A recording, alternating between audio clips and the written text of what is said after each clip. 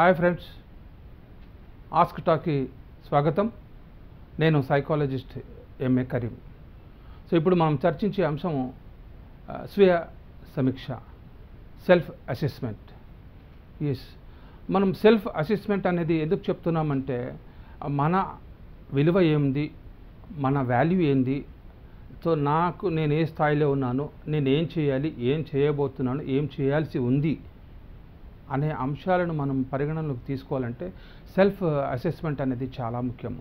మన ఉదాహరణకు ఒక ఇల్లు కట్టాలి, ఒక 2 రూమ్లు కట్టాలి, లేకుంటే ఒక అపార్ట్మెంట్ కట్టాలి అన్నప్పుడు దానికి కావాల్సిన భూమి ఎంత ఉంది, దానికి కావాల్సిన సిమెంట్ ఎంత పడుతుంది, ఎంత లేబర్ పడుతుంది, ఎన్ని లారీల ఇసుక పడుతుంది, అవన్నీ ఎస్టిమేట్ వేస్తాము. దీనికి ఎన్ని లక్షల ఖర్చు అవుతుంది అని చెప్పి మనం ఎస్టిమేట్ వేస్తాము.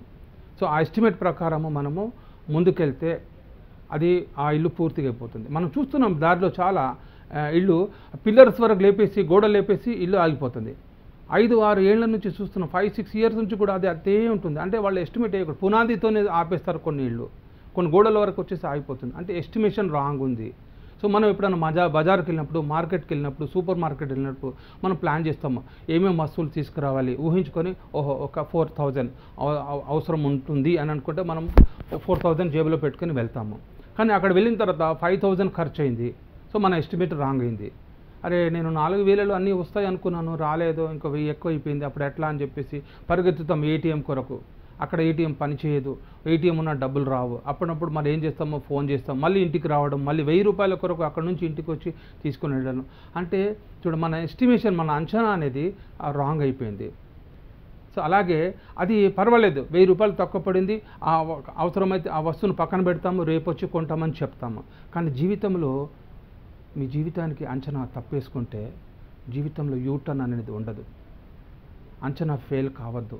ఈ జీవితం మరోసారి లేదు, ఎక్కడ కూడా శాస్త్రీయబద్ధంగా మరో జన్మ ఉంది అన్నట్టుగా రుజువు కాలేదు. కాబట్టి ఏదున్నా ఇదే జన్మలో చేయాలి. మన అంచనా ఈ జన్మకు సంబంధించింది. ఈ జన్మలో మనం ఎందుకు వచ్చాము, ఈ భూమి మీద ఎందుకు వచ్చాము, మన టార్గెట్ ఏంది, నా లక్ష్యం ఏంది, నేనేం చదువుతున్నాను, నా వయసు ఎంత, నాలో ఉన్న ప్లస్ మైనస్ ఏంటి, నాకు నేనే అంచనా వేసుకోవాలి. మనం ఇతరులకు చెప్తాం, వాడు అట్లా సార్, ఆమె అట్లా సార్, వాడు ఆ తప్పు చేశాడు సార్, ఆమె ఆ తప్పు చేసింది సార్, ఫలానా ప్రతిదానికి వేరే వాళ్ళ మీద మనం చెప్తూ ఉంటాము. కానీ నా తప్పేంటి నాకు తెలియదు, నా వీపు నాకు కనబడేటట్టుగా ఎవరైనా నాకు చెప్తే నువ్వు నాతో మాట్లాడుతున్నావా అని చెప్పేసి మనకు శత్రువుగా భావిస్తారు. కానీ నిజమైన మిత్రుడు ఎవరంటే మన లోపాలు మనకు చెప్పేవాడే, విమర్శించేవాడే నిజమైన మిత్రుడు. కానీ మనం మిత్రునిగా భావించము. నా లోపాలు నాకు చెప్పిన వ్యక్తిని నేను శత్రువుగా భావిస్తాను. నువ్వు నా గురించి చెప్తున్నావా అని మాట్లాడతాం. ఎప్పుడైతే నేను నా గురించి నేను అసెస్మెంట్ చేసుకున్నానో, నా గురించి నేను అంచనా వేసుకున్నానో, నా లిస్టు రాసుకోవడం, నాలో ప్లస్ పాయింట్ ఇది, నేను ఇది చేస్తున్నాను, నేను ఇది చెయ్యను. సో నా అసెస్మెంట్ చేసుకోవడానికి, సెల్ఫ్ అసెస్మెంట్ చేసుకోవడానికి ప్రతిరోజు 3 to 5 minutes ఎనఫ్ అండి. Only 3 to 5. దీనికి డైరీ రాయాల్సిన అవసరం లేదు, పెన్ను పేపర్ తీసుకోవాల్సిన అవసరం లేదు. మన మైండ్ను, మన మనసులో ఉపయోగించుకొని మీరు ఎప్పుడైతే మార్నింగ్ లేస్తారో, లేచిన తర్వాత కాలకృత్యాలు పూర్తి చేసుకొని ఒక 5 నిమిషాలు 3 to 5 minutes మీరు మౌనంగా కూర్చొని కళ్ళు మూసుకొని జస్ట్ ఇమాజిన్ ఈరోజు మీరు ఏం చేయదలుచుకున్నారు, నిన్న మీరు ఏం తప్పు చేశారు, నిన్న మీరు చేసిన పనిలో అంచనాలో ఎక్కడ ఫెయిల్ అయ్యారు, ఎక్కడ ప్రిపరేషన్ కానీ, లేకుంటే మీరు జాబ్ అసెస్మెంట్ కానీ, ఉద్యోగం కానీ, జాబ్లో కానీ, ఇంట్లో కానీ ఎక్కడ ఎవరితో గొడవ పడ్డారు, ఎక్కడ మీకు అంచనా మిస్ అయింది, అదొకటి గమనించుకోండి. మీ గురించి మీరు అంచనా వేసుకోవడానికి 3 to 5 minutes ఎవ్రీడే మార్నింగ్ కేటాయిస్తే మిగతా 24 గంటల్లో మీరు చాలా సుఖంగా, చాలా ప్రశాంతంగా అంచనా ప్రకారం మీరు పనులన్నీ ప్లానింగ్ ప్రకారం పూర్తి చేయగలుగుతారు. ఎప్పుడైతే అసెస్మెంట్ రాంగ్ అయిపోయిందో మీకు అసలు నా అంచనా నేను వేసుకోలేదు, నేను ఎందుకు బతుకుతున్నానో నాకు తెలియదు, ఈరోజు నాకు దొరికింది, ఏం చేస్తున్నానో నాకు తెలియదు. సో కాబట్టి అంచనా అనేది సెల్ఫ్ అసెస్మెంట్ మీకు మీరుగా నిర్ణయించుకోవాలి. ఎవరు చెప్పాల్సిన అవసరం లేదు. మిమ్మల్ని మీరు తెలుసుకోవడానికి ఎక్కడ గూగుల్లో సెర్చ్ చేయాల్సిన అవసరం లేదు. మీకు మీ విషయాలు తెలుసుకోవడానికి డిక్షనరీ వెతకాల్సిన అవసరం లేదు. మీకు మీ గురించి మాట్లాడాలని, మీకు మీరు తెలుసుకోవాలంటే ఎవరిని అడగాల్సిన అవసరం లేదు. అరే నేనేందిరా, నా గురించి చెప్పురా అని ఎవరిని అడగాల్సిన అవసరం లేదు. జస్ట్ మిమ్మల్ని మీరు గమనించండి. ఇంకొక విషయం చెప్తున్నాను, మీ గురించి మీకు అంచనా రానప్పుడు మీరు ఒక అద్దం ముందు నిలబడండి. ఇంట్లో అద్దం ఉంటుంది కదా, అద్దం ముందు నిలబడి just 2 minutes, not more than 2 minutes మీ ఆ కళ్ళలో ఈ డిస్టెన్స్తో మీరు అద్దంలో చూడండి. మీ కళ్ళు ఎక్కడైతే కనిపిస్తాయో అద్దంలో అక్కడ ఒక మార్కర్ తీసుకొని ఒక చుక్క పెట్టుకోండి. ఈ కన్ను దగ్గర అద్దంలో ఒక చుక్క పెట్టుకోండి. ఇక్కడ ఒక డాట్ మార్కర్తో పెట్టి అద్దం ముందు స్ట్రైట్గా నిలబడిన తర్వాత జస్ట్ ఆ చుక్కలను మీరు చూసే ప్రయత్నం చేయాలి. జస్ట్ 2 minutes చేయండి. మీలో ఆ కళ్ళు మీకే సమాధానం చేస్తున్నాడు. ఆ కళ్ళు మీకు కెమెరా రూపంలో ఒక్కొక్కసారి భయం కూడా అనిపిస్తుంది. రియల్లీ చెప్తున్నాను, భయం కూడా అనిపిస్తుంది మీకు. మీ కళ్ళే మీకు భయం పెట్టిస్తాయి. ఏ రకంగా అంటే నువ్వేం చేస్తున్నావు, ఎందుకు ఇలా చూస్తున్నావు అని చెప్పేసి మనకు ప్రశ్నిస్తాయి. మనకు సమాధానం దొరుకుతుంది. ఈరోజు మీరు చేయండి, మార్నింగ్ లేచిన తర్వాత చేయండి. తప్పకుండా నా ఫోన్ నెంబర్ ఇప్పుడు ఇక్కడ ఒక డిస్ప్లే అవుతుంది. ఆ మీద ఏదన్నా మీకు క్లారిఫికేషన్ ఉన్నా just directly call me. Lunch టైంలో కాల్ చేయండి. 12 to 2 మధ్యలో కాల్ చేస్తే నేను ఫ్రీ ఉంటాను. జస్ట్ మీ పరిచయం చేసుకోండి. ఏ డౌట్ ఉన్నా కానీ మీరు ఫోన్లో కూడా నాకు క్లారిఫికేషన్ తీసుకోవచ్చు. ఇది వండర్ఫుల్ టెక్నిక్ అండి. సో ఆ 2 నిమిషాలు మీరేం చేయాలంటే మీ కళ్ళను దానిపైన దృష్టి కేంద్రీకరించి దీర్ఘంగా శ్వాస పీల్చి, ముక్కు ద్వారా శ్వాస పీల్చి నోటి ద్వారా వదులుతూ ఉండాలి. 2 నిమిషాలు ఒక ప్రశాంతమైన, మీరు మంచి స్వచ్ఛమైన గాలిని పీలుస్తున్నట్టుగా ఇమాజిన్ చేయాలి. మీ రూమ్లో ఎక్కడైతే ఉన్నారో, ఏ అద్దం ముందు ఉన్నారో ఆ రూమ్లో ఒక మంచి స్వచ్ఛమైన గాలి వస్తుంది, పీలుస్తున్నారు అనే దృక్పథం మీ మనసులో ఊహించుకొని ఆ 2 డాట్స్ను మీరు చూస్తూ ఉండండి. 2 నిమిషాలలో మీ కళ్ళే మీకు ప్రశ్నిస్తాయి, మీ కళ్ళే మీకు సమాధానం చెప్తాయి. మీరు ఏదైతే మనసులో ఆలోచిస్తున్నారో ఆ భావాలు 2 నిమిషాలలో బయటపడతాయి. స్వీయ సమీక్షకు ఇది ఒక అద్భుతమైనది. మన కళ్ళే మనకు సమాధానం, మన కళ్ళే మనకు ప్రశ్నగా మిగులుతున్నాయి. కాబట్టి ఈ ప్రయత్నాన్ని మీరు చేయండి.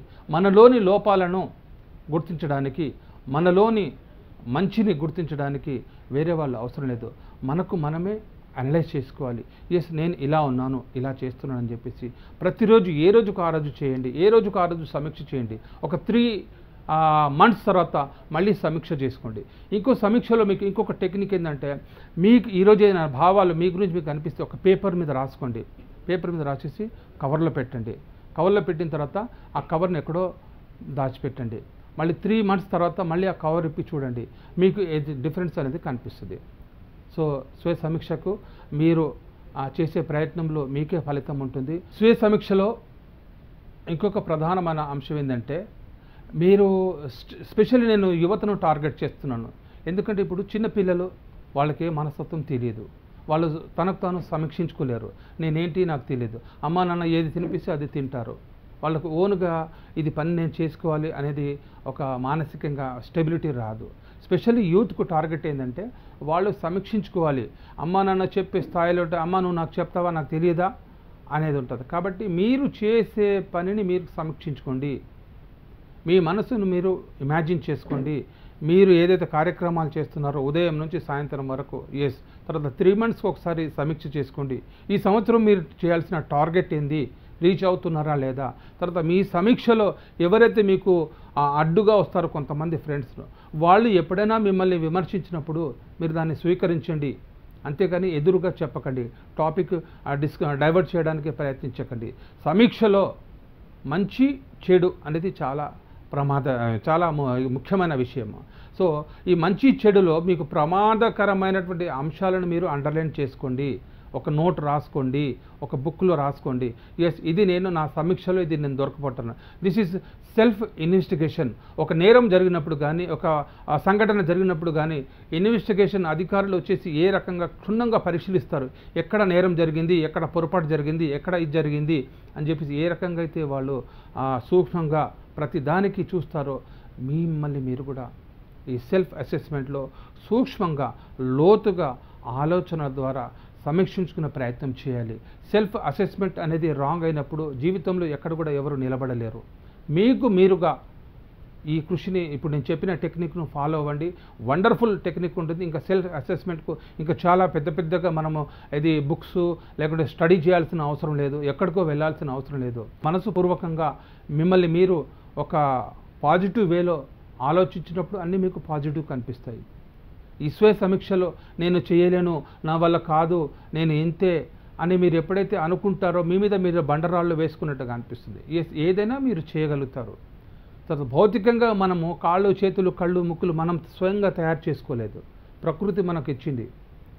మనం నా కళ్ళు ఇట్లా ఉంది, నా ముక్కు ఇలా ఉంది, నా చెవులు ఎలా ఉంది, నేను తయారు చేసుకోలేదు. నా ప్రవర్తనను నేను తయారు చేసుకోవచ్చు. నా ప్రవర్తనకు ఈ సెల్ఫ్ అసెస్మెంట్ అనేది చాలా ముఖ్యం. సో సెల్ఫ్ అసెస్మెంట్ ఎప్పుడైతే లోపిస్తుందో వాళ్ళు ఏ పని చేయలేరు. ఎవరికి ఏమంటారు, ఎదురుగా నిలబడడానికి కూడా భయపడతారు. మాట్లాడే ఇంటర్వ్యూలో ఫెయిల్ అవుతారు. అయ్యో నేను చెప్పలేను, నా వల్ల కాదు అని చెప్పేసి మీరే లో అసెస్మెంట్ చేసుకున్నారు. నేను చెప్పాను మొదట్లో చెప్పినట్టుగా, ఒక ఇల్లు కట్టడానికి అయ్యో అంత ఇల్లు నేను కట్టలేను, నా వల్ల కాదు అనుకుంటే మీరు జీవితంలో ఎప్పుడు ఇల్లు కట్టలేరు. సో అసెస్మెంట్, ఒక వెహికల్ కొనాలనుకున్నా, ఏ పని చేయాలనుకున్నా అసెస్మెంట్ అనేది చాలా ముఖ్యము. ఉదాహరణకు మనం డ్రెస్ కుట్టిస్తున్నాము, టైలర్ చెప్తాడు, సార్ మీరు 2.5 మీటర్లు 3 మీటర్ల క్లాత్ తీసుకురండి. అసెస్మెంట్, మనకు 2.5-3 మీటర్ల క్లాత్ అవసరం, షర్ట్కి అవసరం ఉన్నప్పుడు మనం 10 మీటర్ల క్లాత్ తీసుకుపోము కదా, అప్పుడు అసెస్మెంట్ రాంగ్ అవుతుంది. అలాగే 1 మీటర్ క్లాత్ తీసుకుపోయి నాకు షర్ట్ కుట్టు అంటే వాడు టైలర్ కుడతారా? కుట్టడు. సో అసెస్మెంట్ రాంగ్ అవుతుంది.